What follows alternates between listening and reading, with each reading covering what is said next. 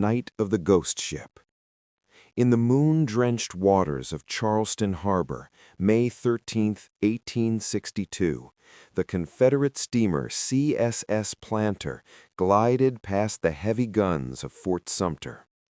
To the rebel sentries, the figure at the wheel was a familiar silhouette, the captain in his signature straw hat, signaling the correct secret codes. What they didn't know was that the man under the hat was not their captain. He was a slave, and he was currently stealing their ship, their cannons, and their secrets right under the noses of the entire Confederate Army. Chapter 1. The Boy from Beaufort. The humid air of Beaufort, South Carolina didn't just hang, it clung to you like a damp wool blanket. Born in 1839 behind a master's house on Prince Street, Robert Smalls didn't know he was a resource. He only knew the taste of the salt marsh and the sight of the grand white pillars of the McKee house where his mother, Lydia, served. Lydia was a woman of quiet, fierce intelligence. She saw the spark in Robert, a restlessness that worried her. In the South, a restless slave was a dead slave. To teach him the gravity of his situation, she did something harrowing. She took him to the slave auctions. She forced him to watch families being torn apart, to hear the rhythmic strike of the gavel that turned human souls into currency. "Look, Robert," she whispered, her hand tight on her shoulder. "This is what they think you are. Never let them be right." By the time Robert was 12, he was sent to Charleston to be rented out. He took to the docks like a gull to the wind. He learned the ropes, literally. He learned the tides of the Ashley and Cooper rivers, the way the sandbars shifted after a storm, and the secret language of the sailors. He wasn't just a laborer, he was becoming a navigator of a world that refused to let him own himself. Chapter 2. The Logic of the Sea. By 1861, the world was on fire. The Great Rebellion had begun, and Charleston was the furnace. Robert was now a wheelman on the CSS Planter, a fast, shallow-draft transport ship. He knew the ship better than the white officers who commanded it. He knew the hiss of the steam, the tension in the hull, and the exact moment the tide turned. The Confederate officers, Captain Relaya and his subordinates, were comfortable. They viewed Robert as part of the machinery. They spoke of troop movements, mine locations, then called torpedoes, and harbor defenses right in front of him. To them, Robert was a piece of furniture with ears. To Robert, every word was a piece of a puzzle. He met Hannah, a woman whose grace matched his grit.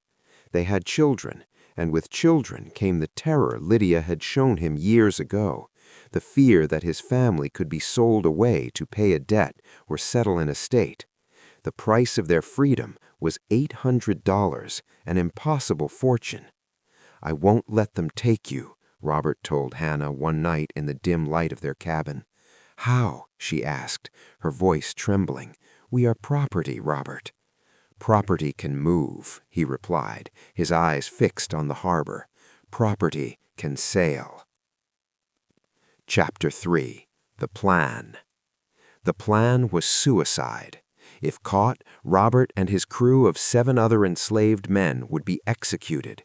Their families, whom they planned to smuggle aboard, would be sold to the Deep South. Robert watched the officers. He noticed a pattern. They often grew bored with the strictures of the harbor and would spend nights ashore in Charleston, leaving the ship under the guard of the enslaved crew. "We need a disguise," Robert told his comrades. He had noted that from a distance, in the dark, his stature and gait were similar to Captain Relaya's posture. He managed to smuggle the captain's spare straw hat and heavy overcoat into his locker. On the night of May 12, 1862, the officers went ashore. The stars were aligned. The tide was rising. "Now," Robert whispered. Chapter 4. The Gauntlet. At 3 a.m., the planters' engines turned over with a low, guttural growl. They picked up their families at a hidden wharf, women and children shivering in the darkness, hiding under the deckboards. Robert donned the straw hat. He stood at the wheel, his back straight, mimicking the captain's arrogant posture. They had to pass 5 Confederate forts.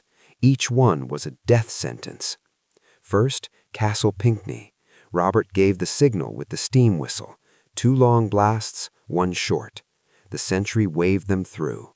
Then came Fort Johnson. Again the signal, again the wave. The crew was sweating, their hands trembling on the coal shovels. Hannah sat in the dark hold, clutching her children, praying so hard her knuckles turned white.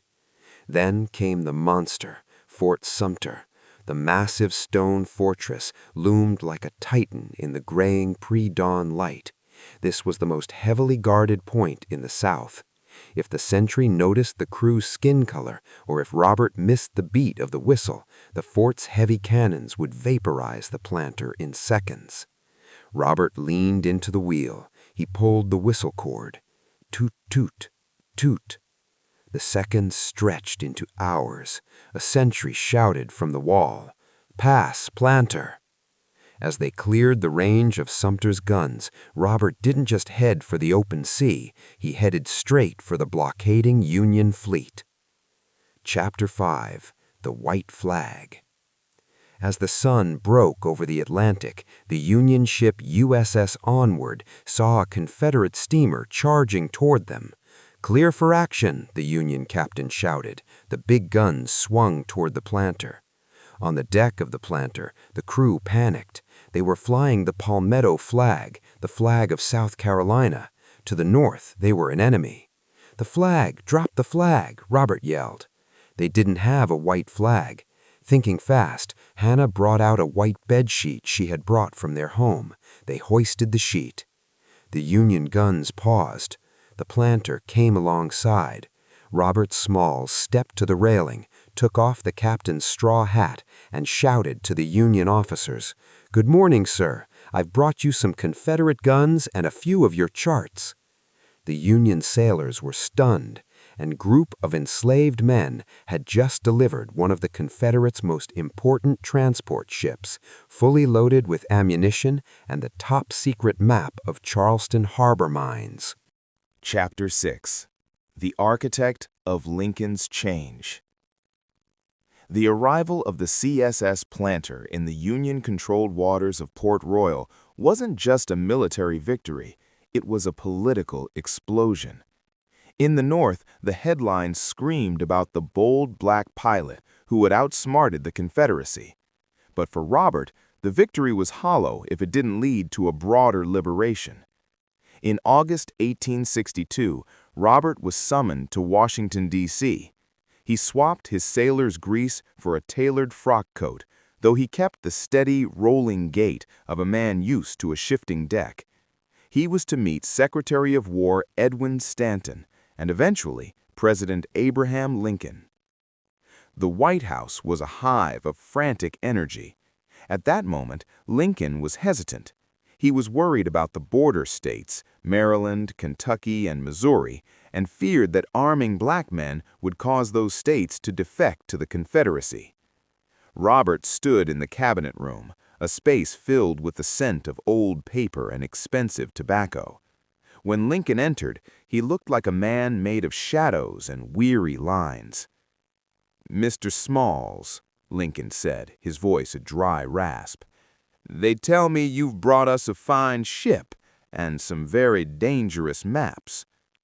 Robert didn't blink. "I brought you more than a ship, Mr. President. I brought you a message from 5,000 men in the Sea Islands. We don't just want to be free, we want to fight for it." Lincoln paused, leaning against a heavy oak table. "There are many who say your people wouldn't stand in the face of a bayonet charge, that you lack the discipline for formal war." Robert stepped forward, his voice low and resonant. "Sir, I steered a rebel ship past the guns of Fort Sumter with my wife and children in the hold. If I didn't have discipline, we'd all be ghosts in the harbor. My people have been at war since the day we were born. We've just never had the uniforms." Stanton looked at Lincoln. Lincoln looked at Smalls. Within weeks, Stanton issued the order to begin the official recruitment of the 1st South Carolina Volunteers, the first regiment of black soldiers in the U.S. Army. Robert Smalls hadn't just stolen a boat, he had stolen the excuse for inaction. Chapter 7. Fire and Iron.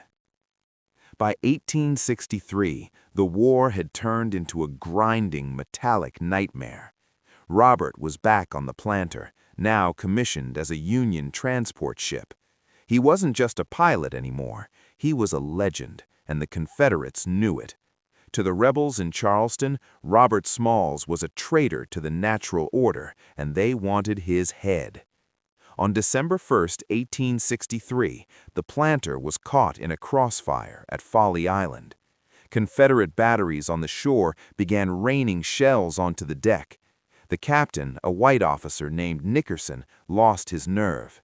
As the wood splintered and the smell of sulfur filled the air, Nickerson ordered the ship to surrender.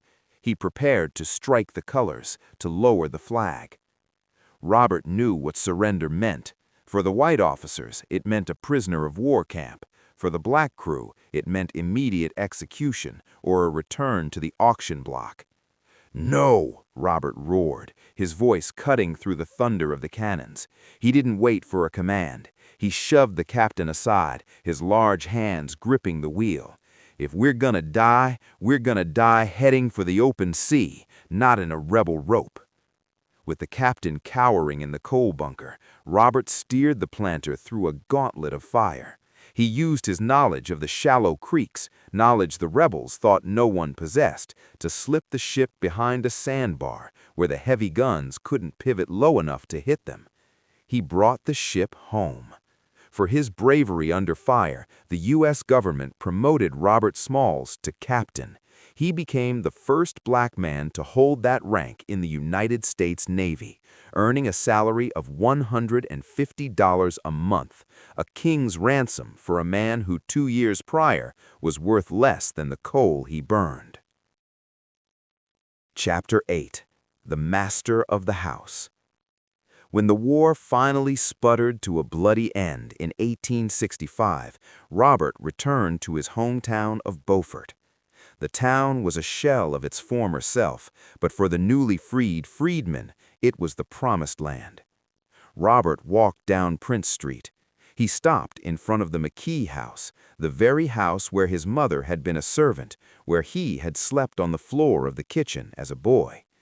The McKee family, ruined by the war and the collapse of the Confederate currency, had lost the property to tax sales. He didn't burn it down. He didn't seek revenge.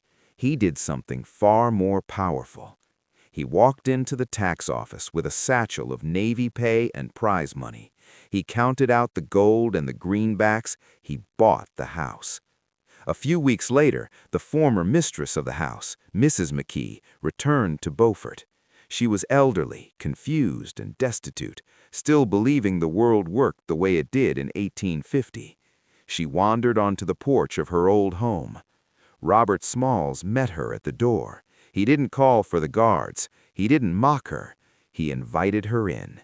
He allowed her to stay in her old bedroom until the day she died, a guest in the house owned by the man she once claimed as property. It was the ultimate victory of character over caste. Chapter 9. The Lion of the South. The 1870s brought a new kind of war, Reconstruction. Robert realized that a man with a gun could win freedom, but only a man with a vote could keep it. He helped found the Republican Party of South Carolina. He was a natural orator, witty, sharp, and fearless. He spoke to crowds of thousands, often with a pistol tucked into his belt because the Ku Klux Klan had put a bounty on his life.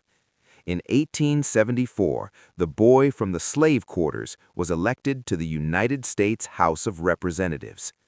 In Washington, he was a force of nature. He pushed for the first integrated public school system in the South. He fought for civil rights bills that were decades ahead of their time. He once told a heckler on the House floor, "I am not here by the grace of your prejudice, but by the will of my people." But the Redeemers, white supremacists determined to take back the South, were closing in. They used fraud, violence, and red shirt militias to intimidate voters. Chapter 10. The Last Stand at the Customs House. By the late 1880s, the darkness of Jim Crow was falling over the South. One by one, black politicians were being pushed out, framed, or killed. Robert Smalls remained the last lion. He served as the collector of customs in Beaufort, a high-ranking federal position. Even as the laws changed to strip black men of their right to vote, Smalls refused to leave his post. He stayed in his mansion on Prince Street, a living monument to what was possible. One evening, an old friend asked Robert if he regretted staying in the South as it turned against him. Robert looked out over the Beaufort River, the same water he had navigated to freedom 40 years earlier. "The stars haven't changed their positions. The tide still comes in, and the tide still goes out. They can change the laws, but they can't change the fact that I steered the ship." Robert Smalls died in 1915, in the same house he was born behind. He died a free man, a wealthy man, and a legend. His headstone in Beaufort bears a quote that still echoes through American history. Chapter 11. The Night of the Red Shirts. The year was 1876, and the humid air of South Carolina felt thick with more than just the scent of jasmine. It smelled of gunpowder. This was the year of the decision, a time when the fragile promise of Reconstruction was beginning to fracture. While Robert Smalls sat in the halls of Congress in Washington, a shadow was falling over his home state. A paramilitary group known as the Red Shirts, the armed wing of the Democratic Party, had begun a campaign of systematic terror. Their goal was simple: redemption. To them, redemption meant stripping the vote from every black man Robert Smalls had helped enfranchise. Robert returned to Beaufort to campaign for re-election. He didn't come in a carriage, he came on a train, and as he stepped onto the platform, he saw them. Hundreds of men on horseback, wearing flaming red flannel shirts, their rifles resting across their saddles. They didn't hide behind hoods like the Klan. They wanted you to see their faces. They wanted you to know who was killing you. "Step aside, Robert," one of the riders sneered, spitting tobacco juice near Small's polished boots. "The day of the African Congress is over." Robert didn't flinch. He looked the man in the eye, the same way he had looked at the sentries at Fort Sumter. "I've faced bigger guns than yours, son, and I wasn't backing down then either." Chapter 12. The Riot at Edgefield. The campaign trail led Robert to Edgefield, a hotbed of white supremacy. He was scheduled to speak at a massive outdoor rally. Thousands of freedmen had traveled miles to hear the King of the Sea Islands, but the Red Shirts had arrived first. As Robert took the stage, the red-clad cavalry began to circle the crowd, galloping their horses to kick up blinding clouds of dust. They began to rebel yell, a high-pitched, terrifying scream that had echoed across the battlefields of Gettysburg and Shiloh. Robert's supporters reached for their own pistols. The air was a hair trigger away from a massacre. Robert stepped to the very edge of the wooden platform. He didn't use a megaphone, he used his sea voice, the one that could be heard over a Category 4 hurricane. "Shoot me if you must," he roared, pointing to his chest. "But know this, for every drop of my blood that hits this soil, 10,000 more will arise to claim what is theirs. You can kill a man, but you cannot kill the tide." The sheer audacity of his courage gave the red shirts pause. They didn't shoot, not that day, but the election that followed was the bloodiest in American history. Ballots were stolen at gunpoint. Black voters were whipped. When the dust settled, the North, weary of the long struggle, made a great compromise. They pulled the federal troops out of the South, leaving Robert Smalls and his people to face the wolves alone. Chapter 13. The Trial of the Century. The new Redeemer government knew they couldn't kill Robert Smalls without making him a martyr, so they decided to destroy his character. In 1877, they accused him of taking a $5,000 bribe years earlier during his time in the state Senate. The evidence was flimsy, the witnesses were coached, and the jury was rigged. Robert sat in the courtroom watching the very men he had once invited into his home for tea testify against him with lies. He was found guilty and sentenced to 3 years of hard labor. The man who had been a captain, a congressman, and a hero of the Union was now a common convict. But Robert had one more card to play. He knew the law better than his accusers. While he sat in his cell, his lawyers appealed to the governor. In a twist of political fate, the governor, himself a former Confederate general named Wade Hampton, realized that keeping Smalls in prison was causing an international outcry. To save face, the governor offered a pardon. Robert walked out of the prison gates, his head held high. He hadn't been broken. He went straight back to Beaufort and, in a final act of defiance, won his seat in Congress back. He proved that a lion might be caged, but he is never a servant. Chapter 14. The Final Guardian of the Port. By the 1990s, Robert was an elder statesman. The Jim Crow laws were now the law of the land, legally enforcing segregation. Robert was one of the few black men left in power. He was appointed the Collector of Customs for the Port of Beaufort by the President of the United States. It was a prestigious federal job. He controlled the flow of goods and money in and out of the harbor he had once escaped. It was the ultimate irony. The man who was once illegal cargo was now the man who decided what cargo was legal. One afternoon, a young white clerk, newly hired and full of the prejudices of the era, refused to take orders from Robert. "I don't work for your kind," he crossed his arms. Robert didn't fire him. He didn't even raise his voice. He simply walked the young man to the window of the custom house and pointed out at the shimmering blue expanse of the Atlantic. "Do you see those waters, son? I've navigated them in the dark of night with the guns of a nation pointed at my head. I've lived through the end of slavery, the rise of freedom, the fall of Reconstruction, and the birth of a new world. If you think your little pride can stop me from doing my job, then you don't understand the ocean.